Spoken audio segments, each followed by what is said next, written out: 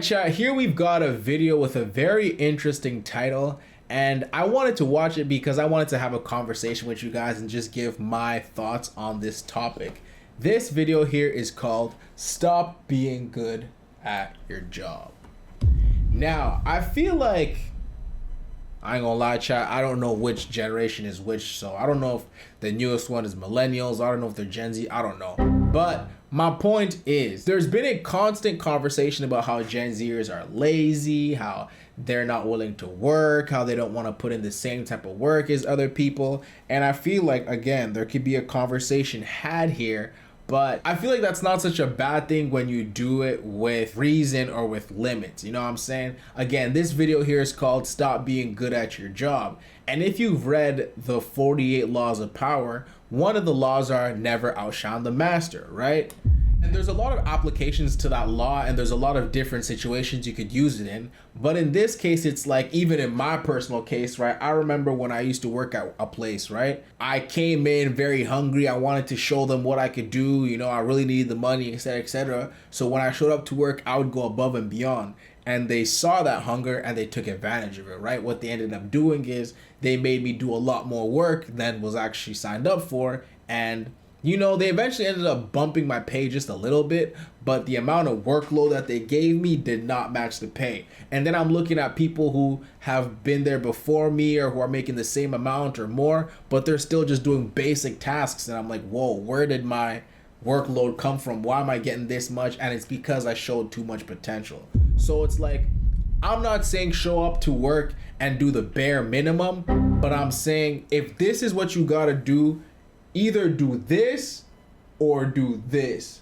Don't be like me and do this. You feel me? But don't also be like them Gen Zs that they're talking about and do this, right? You don't want to get fired. You don't want to be looked at like the person who's dragging everything behind. You definitely want to be one of them high achievers. You want to look good. You want to do what it's got to do, but don't over excel. You feel me? And so when this title says stop being good at your job, it kind of makes me look at it a certain way, because it's like, I don't think it's bad to be good at your job at all. In fact, like I said, I think you should like aim to be an overachiever, but like I said, don't like overdo it, right? And so let's see what they talk about, chat. Let's get into it. There's this thing that happens. You get good at your job. You show up on time. You hit deadlines. You solve problems quietly. Your manager starts trusting you. Your coworkers start depending on you. And you think this is progress. It isn't. What you've actually done is build a trap. This trap costs years, not money, years. To be clear, being good at your job matters. The mistake is thinking it's the whole strategy. This isn't true in every job, but it's true in most organizations. Here's how it works. When you're good at your job, you become valuable in a very specific way. You become the person who gets things done, the person who doesn't need to be managed, the person who makes everyone else's life easier. And that sounds like a good thing, but here's what it actually means. It means you become expensive to move. They'll pay. You gotta understand that this also comes with leverage, right? And I think they might explain that, but I'm just gonna jump in here so I can give my thoughts off rip. But it's like, again, when you become the person that they can rely on to get things done, you don't need to be managed, you don't need to be micromanaged. They know that it's gonna get done if they give you this task. You don't need no help, etc., etc., etc. Then of course, like, you know, you become more valuable. A lot of people don't have the courage to use their leverage when they got it. And again, it's very different, right? If you become very valuable like that, and again, he said it doesn't work in every organization, right? Like if you're in an organization like a McDonald's or something where they just turn around people, then yeah, it's a little bit harder to negotiate, because I don't know how good you could, you know, shake a basket of fries or flip a and again, I don't mean to disrespect anybody who's working there. I spent 5 years in fast food, and like I didn't get promoted, nothing like that. Like I saw how much value I gave, I saw the potential, and I saw how they treated me. And then I started working in different types of organizations where the staff was a little smaller. It was a lot harder to get people. You had to train them up. And I understood the turnaround, and like, okay, getting rid of me would cost you a lot. You don't want to do that. You would much rather pay me more, or, you know, like that's where negotiation starts. So again, it definitely takes a point where you build that courage. But at the end of the day, y'all got to know your worth, man. You got to know the value you bring to the company and the dollars that you're bringing them, and just know that if you deserve more, have that conversation. pay to keep you. They won't pay the pain to replace you. Because if your manager promotes you, they have to replace you. And replacing someone who's quietly competent is hard. It creates risk. It creates gaps. It creates more work for them. Managers don't avoid promoting you because they're cruel. They avoid it because the replacement process is genuinely painful. And if the new person doesn't work out, it reflects badly on them. So keeping you where you are is the safer choice. From your side, this feels confusing. You're doing exactly what they asked. You're delivering results. You're making their life easier. And somehow, that's the problem. So what happens instead is this. They keep you where you are. They give you more responsibility. They give you harder problems. They tell you you're doing a great job, but they don't promote you. They don't move you up. They just make your current job bigger. You become the person who owns the monthly report. The system breaks, people ping you, you fix it. Then you train the new hire, and now you're also the trainer. Suddenly, your job is 2 jobs, and none of it. Bro, I don't know if any of this sounds familiar to y'all, but Jesus Christ, bro. The way they had me working in some of these places, bro. Like, and the thing is, bro, I was so hungry. So I was like, I don't know if I would say I was happy, but I was willing to do it. Like, I was like, man, I need this. I need this. Like, I can't afford to let anything fall through the gaps. So it was like, I would run to any and every opportunity. But just looking at this and looking back, I'm just like, damn, bro. Like, those were some long years, bro. Those are some long years. Is promotion. Or you become the person who handles the difficult client, the one no one else wants to deal with. They give you the messy accounts because you don't complain. And now you're the expert on messy accounts, which means more messy accounts. Here's the part nobody warns you about. When you're really good at your job, you stop learning. Not because you're lazy, but because you've optimized. You know the systems. You know the shortcuts. You know how to get things done without thinking too hard. And that efficiency feels like mastery, but it's not. It's repetition. You get rewarded for speed, not for range. And repetition doesn't grow your skill set. It just makes you faster at the same things. Which means a year from now, you'll be better at the job you already have, but you won't be ready for the job above you. Yo, bro, spitting. I've never thought about it like that. You see, sometimes you really just need to have things explained to you in a different perspective because you'll never think of it like that. But like, dead ass, bro, like, wow. You know what I'm saying? That's the skills that think about that, chat. Think about that in your own situation. Make you good at your current job are execution skills, delivery, reliability, process mastery. The skills required one level up are different: strategy, delegation, managing ambiguity. And companies don't train you for that. They assume you'll figure it out once you're promoted, but they won't promote you until you already demonstrate it. This shows up in performance reviews. You get marked as exceeds expectations. You get praise for reliability, but the feedback never mentions readiness for the next role because no one's evaluating you for that. And when a spot opens up, they won't pick you. Not ready on paper. Not ready in the story the organization tells about you. They're picking for the next role's risks, not the current role's performance, because you spent all your time being good at the wrong thing. This is the quiet part, the part people don't talk about. Being excellent at your current role can actually block your growth because it keeps you in your current role. And the longer you stay, the harder it gets to leave. Because now you're the person who knows everything. You're the institutional knowledge. You're the one everyone asks when something breaks. And that feels important. It feels like jobs. Chat, I'm having flashbacks, bro. I'm talking about I had whole companies running off my back, bro. And again, I'm not saying that to sound any type of way, but I'm talking about literally, I would work in places where if I didn't step foot, the shit could not run. Like, I'm talking about, like, if I called in sick, it was GG's, and like the place down there could not open that night or that day or whatever they wanted to do. Like, it leaves you with an immense amount of pressure because now, like, the whole team is relying on you, right? Everybody else, yeah, it's fucked. Like, excuse my language, but it was bad, man. It was bad. Security. But it's not security, it's inertia. Here's what makes it worse. When you're too good at your job, people start to see you as that job. They can't imagine you doing anything else. Organizations label people quickly, not formally. Why you change your voice, bro? What the hell? Worse. When you're too good at your job, people start to see you as that job. They can't imagine you doing anything else. Organizations label people quickly, not formally, not in writing, but in the way people talk about you in meetings you're not in. You become the Excel person, or the operations person, or the person who handles escalations. And once that label sticks, it becomes the only thing people remember about you. Being the go-to person feels like recognition, and at first it is, but go-to eventually becomes can't do anything else. The longer you stay in the role, the more evidence there is for the label, and organizations treat tenure as confirmation, not as something that might need to change. You're not a person with potential, you're the person who handles that specific thing, and once people see you that way, it's very hard to change their minds. This is why people leave companies to grow, not always because the company is bad, but because the company has already decided who you are.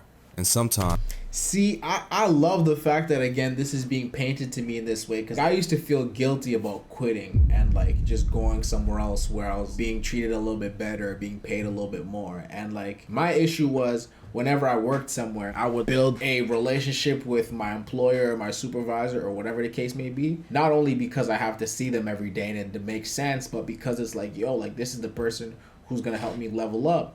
And it's like I would constantly see that like I wouldn't get that opportunity to level up, right? Like they really wanted to keep me where they liked me, wherever it felt more comfortable with them. And it's just like, I get it. Just like this guy saying, like I solved issues, like I was very ambitious, like I took initiative, right? Like I was proactive, and it made sense for them to keep me in a position where they wanted somebody to get all those things done without them needing to think about it, right? And I remember especially Five Guys, bro, especially when I was in fast food, like that was my first job, and I was very ambitious coming into the workforce.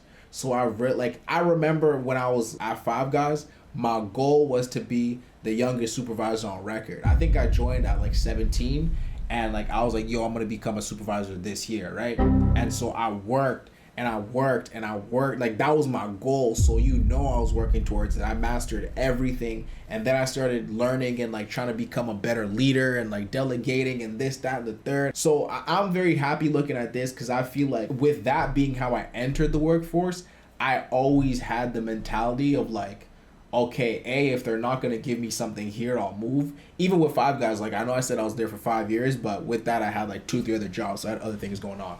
But my point is, I was like, if you're not going to give me what I need here, I'll move. And then secondly, like I was always like trying to constantly like progress and grow and learn and like gain better skills and like whatever else. So, I remember working at a lot of places where I had coworkers who were very comfortable in the position that they were in. And I remember looking at them just like, I wouldn't judge, I wouldn't say nothing, but it was just like, damn, like we're doing the same thing, but it's like I'm working so much harder to elevate to the next spot, whereas this person, whether they're older, whether they're younger, whether they're a student, whether this is their main gig or whatever, like they're just complacent. They're just like, yeah, bro, I'm happy with this. And I'm just like, wow.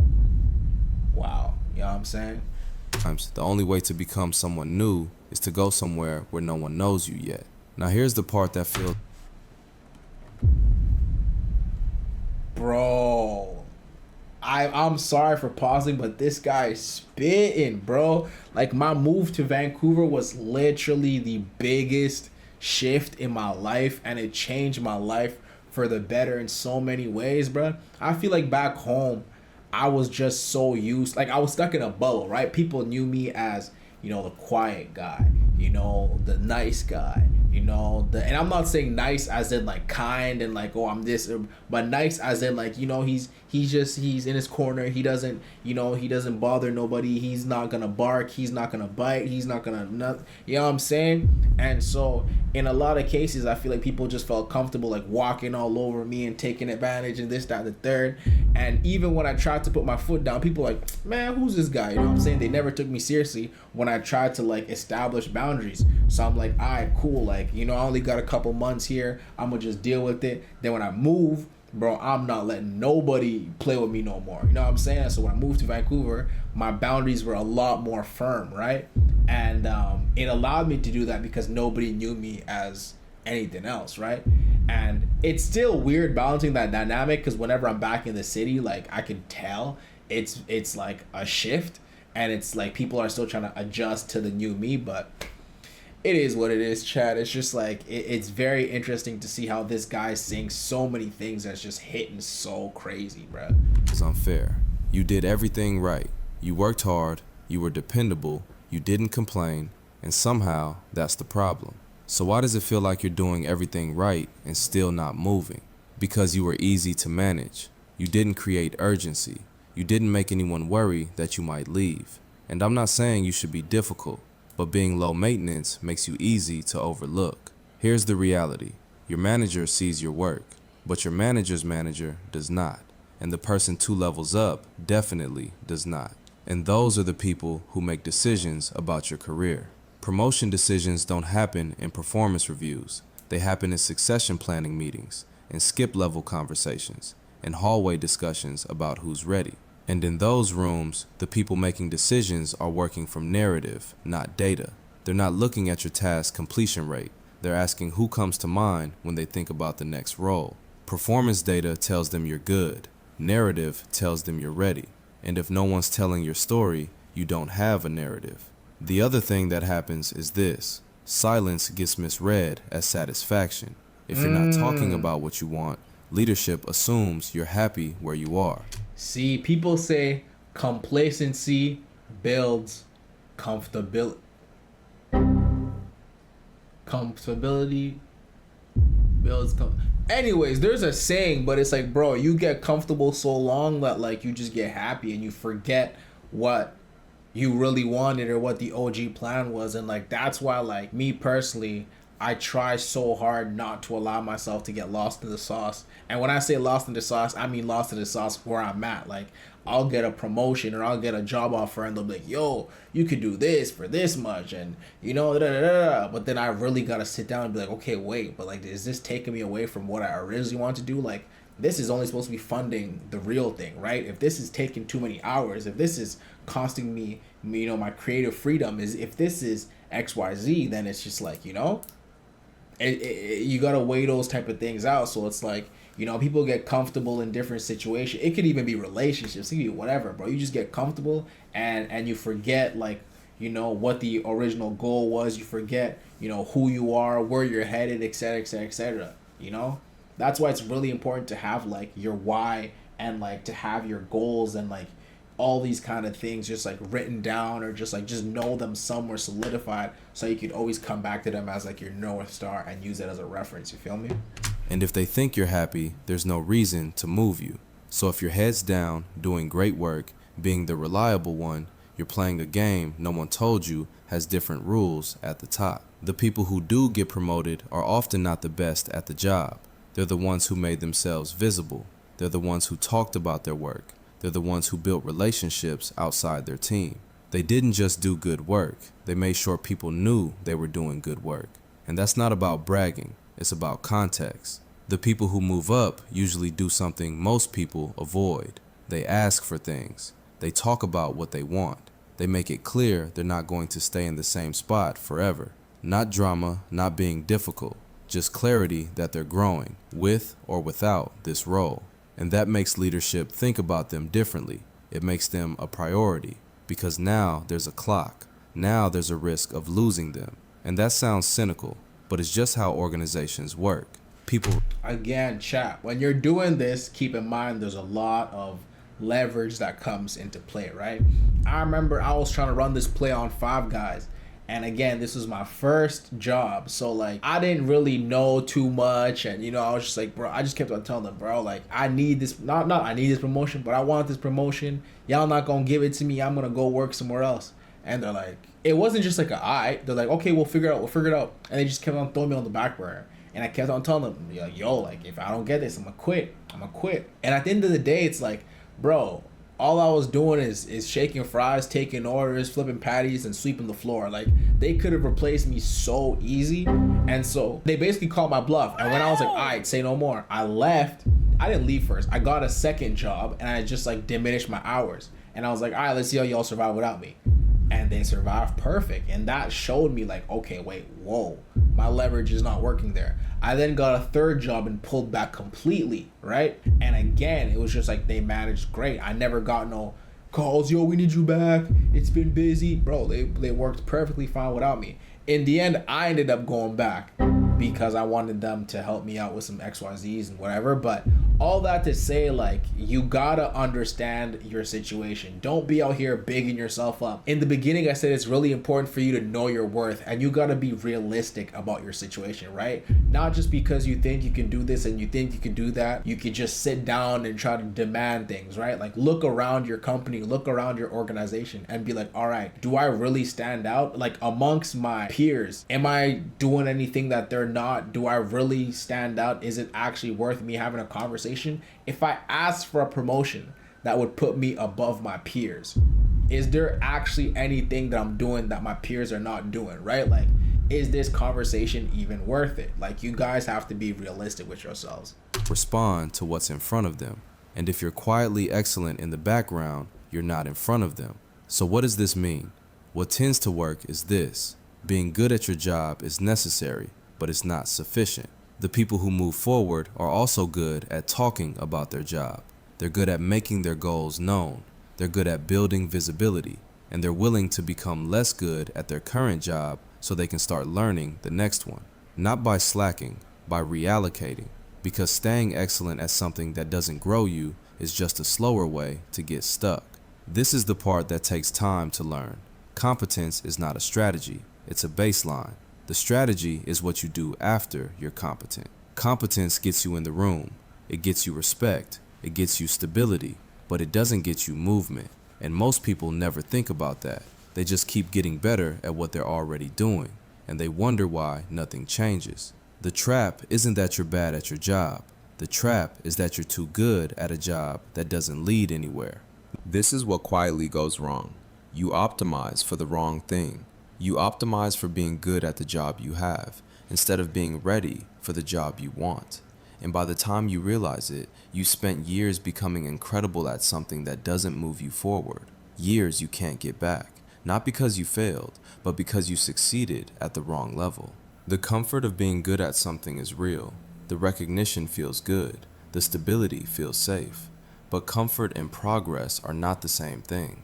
And most people choose comfort without realizing they're choosing it. They think they're building a career, but what they're actually building is a very comfortable place to stay still. I think this guy was preaching, man. There was a lot of stuff that he was talking about in here that I think was really true, and I think it really hit home. And I gave a lot of my opinions. I felt like I might have been yapping a little bit, and I apologize. You know, I tend to go a little bit sometimes, but when I get passionate about a subject, like, you know, I can really go in. And again, he was just talking about getting comfortable in careers, and I see that with so many people. Whether, you know, you got a family on the way and you're like, man, I gotta lock in, or, you know, you just started locking in early. You know, you locked into your school, and that school led to an internship led to a career, then career led to, you know, you just feeling stuck, and you're like, man, I did all this stuff already, like, I don't really want to move.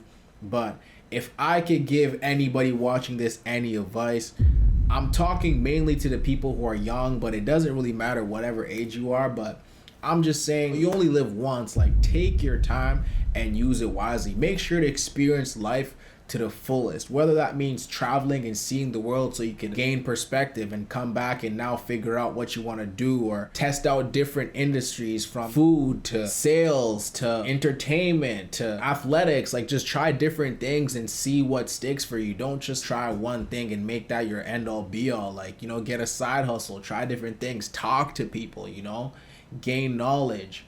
And do what you can so that once you really settle into your career, you can sit back and say, you know, I'm confident about what I chose, right? I gave these other things a try.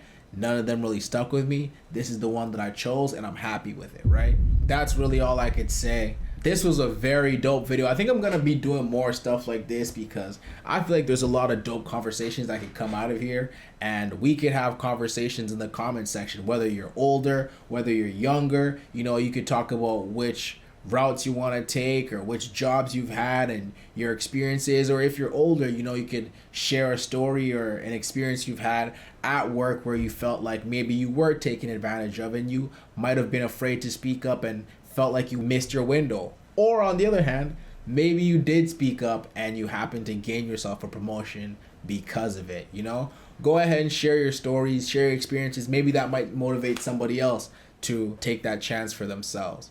But that's all I've got for you today. Thank you guys so much for tuning in. Leave your thoughts in the comments for me, please. Once again, I go by the name of Jaspy Nabs, and I'll catch y'all in the next one. Peace out.